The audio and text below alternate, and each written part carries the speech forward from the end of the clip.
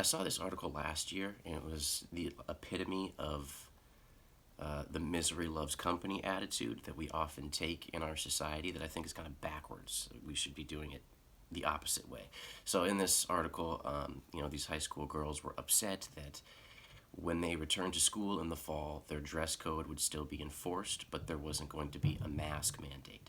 And in the dress code, they weren't allowed to have their shoulders exposed, with the thin spaghetti strap tops. They had to have their shoulders covered, and they felt like, well, if our shoulders have to be covered, then everyone's faces should have to be covered as well. We shouldn't have free faces if we can't have free shoulders.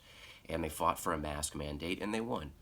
And I feel like it should have been the other way around, that they should have fought to have their shoulders out as well as their faces, liberate both. But that wasn't the attitude that was taken.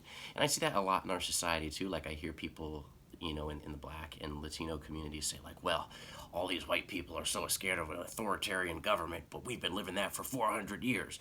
Okay, well, that might be true, but then why do you want an authoritarian government to reign over everyone? Don't you want your own liberation? Shouldn't we be pushing for the type of liberties that white men who owned land had in the late 1700s? Don't we want that type of liberty rather than the rights that their slaves had?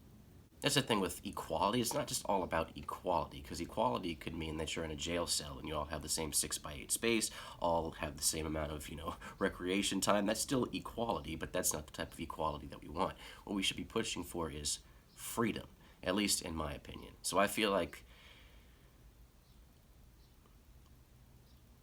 the oppressed pushing for more oppression on the groups that aren't oppressed is a backwards attitude.